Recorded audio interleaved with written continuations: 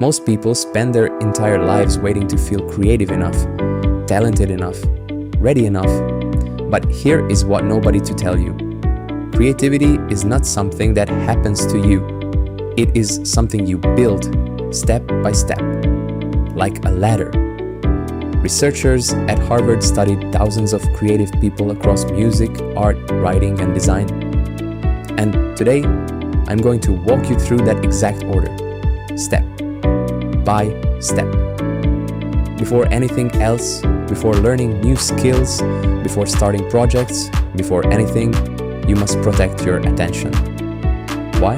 Because without focused attention, nothing else works. You cannot learn, you cannot create, you cannot improve. Simple illustration appears.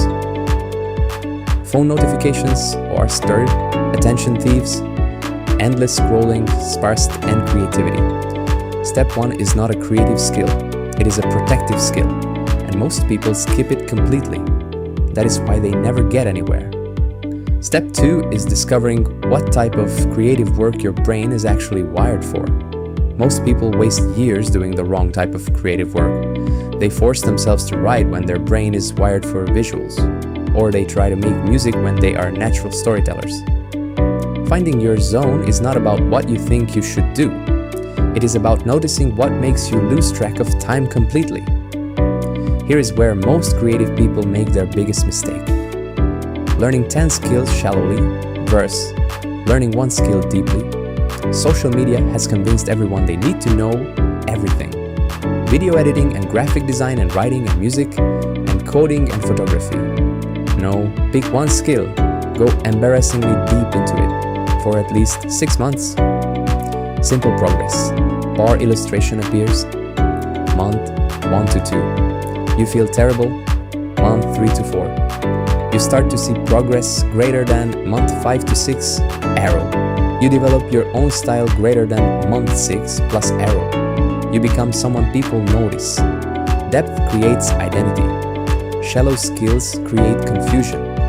One deep skill. This is the step that separates people who create from people who just consume. Not good enough yet. Need more practice first. What will people think? Every single creative person feels this. Every single one. Simple illustration. 2 paths. Path A. Wait until perfect. Never publish. Nobody grows. Path B. Publish imperfect arrow. Get feedback arrow. Improve fast arrow. Grow. The internet does not reward perfection. It rewards consistency and courage. Your 10th piece of work will be dramatically better than your first, but only if you actually make the first one. Most creative people create in isolation. The fastest creative growth in history always happened inside communities. Artists learning from artists. Writers reading each other's work. Musicians studying each other. Feedback is not criticism.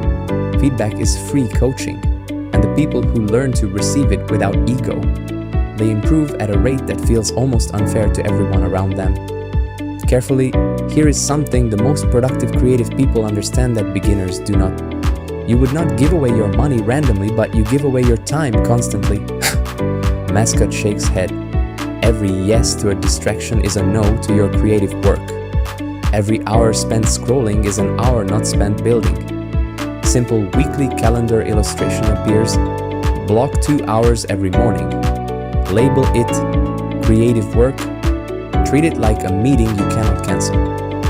Research from MIT found that creative people who protect even just 90 minutes of uninterrupted morning time produce 3 times more meaningful work than those who work in scattered fragments throughout the day.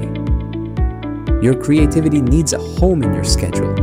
Otherwise, life will fill every gap and your creative work will always be something you get to eventually, and eventually never comes. At some point, every creative person faces this exact choice.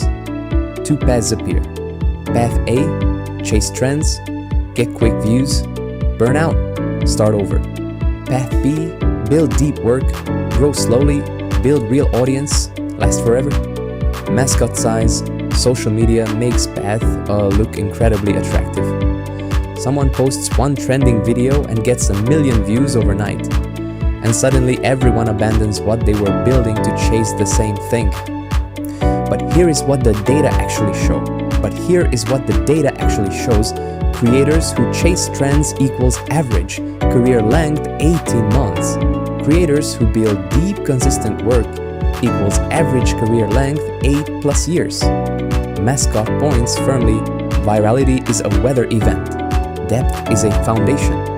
You cannot build a house on weather. Your unusual combination of interests is not a distraction. It is your competitive advantage. The things you love that seem completely unrelated to your main creative work, those are the ingredients of your most original ideas. What two things do you love that nobody else is combining? Find that intersection. That is where your most original work lives. Nobody wants to hear this step, but it might be the most important one. Studies from the University of California found that the brain consolidates creative insights during rest, not during work. The ideas you struggle to find at your desk often arrive fully formed during a walk, during sleep, during a quiet meal. The creative people who burn out are not working too hard, they are resting too little. And a depleted creative mind produces depleted creative work, every single time. Protect your rest, the same way you protect your creative time. Both are non-negotiable. And here is the final step, the one that ties everything together. Most people overestimate what they can create in 3 months and massively underestimate what they can create in 3 years. Creative intelligence is not built in a weekend. It is not built in a month. It compounds exactly like interest in a bank account. The people you admire most creatively, they are not more talented than you. They simply started earlier and kept going longer. That is the entire secret. Start today, keep going tomorrow. That is the whole strategy. This is not complicated, but it requires something most people are not willing. Here is what I want you to take away from this. You are not behind. You are not too late. You are not too old. You are not too inexperienced. Every expert was once a beginner. Every master was once a disaster. Every pro was once an amateur. The only difference between who you are today and who you want to become creatively is the decision to start, and then the decision to keep going. So make that decision today. Not tomorrow, not when you feel ready. Today. To give. Not talent, not genius, not luck, just consistency. Over time. That is it. If this helped you, drop a comment and tell me which step you are starting with today. See you in the next one.